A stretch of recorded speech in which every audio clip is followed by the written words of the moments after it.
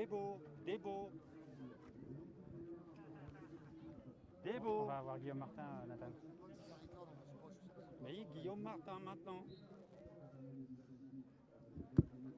Guillaume Martin. Oh.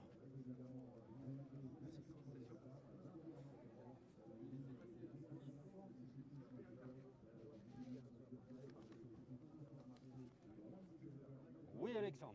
Guillaume Martin est avec nous, il s'est arrêté gentiment. Dans la cabine, nos commentateurs disent que c'est plutôt un bon chrono pour vous aujourd'hui. Vous partagez la sensation? Oui, enfin, les sensations sur un chrono c'est toujours difficile.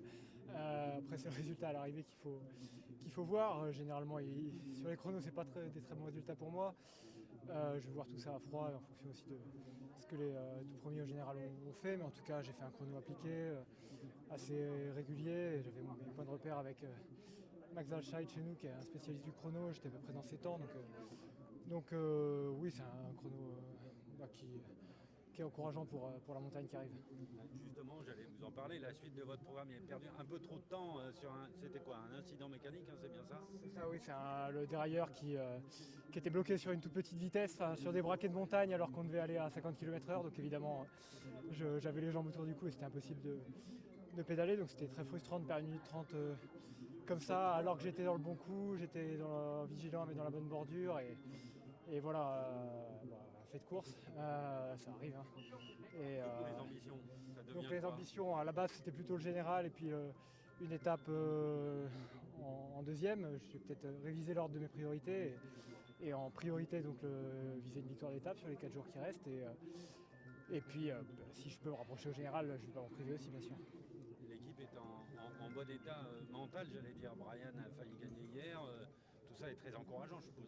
Oui, on a une équipe solide et l'ossature de l'équipe qui sera présente sur le tour. On prend nos repères.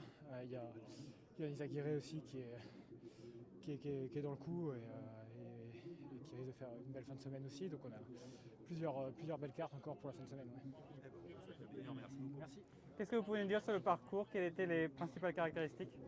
C'était quand même un chrono vraiment pour me puissant. Enfin, il y a juste la dernière montée qui est vraiment plutôt typée grimpeur. Tout le reste, c'était des longs faux plats montants ou descendants où il fallait être en mesure d'emmener beaucoup de braquets.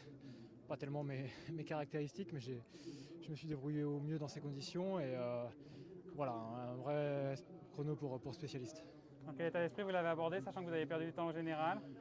Je crois que voilà, quand on est leader, quand on vise les classements généraux de manière générale, faut toujours les faire à fond et de manière appliquée. Donc je l'ai fait sérieusement, voilà, sans stress parce que ça sert à rien, parce que effectivement le général est un peu, je me retrouve déjà un peu loin, mais je l'ai fait de manière sérieuse pour aussi d'autres échéances à venir. Merci beaucoup.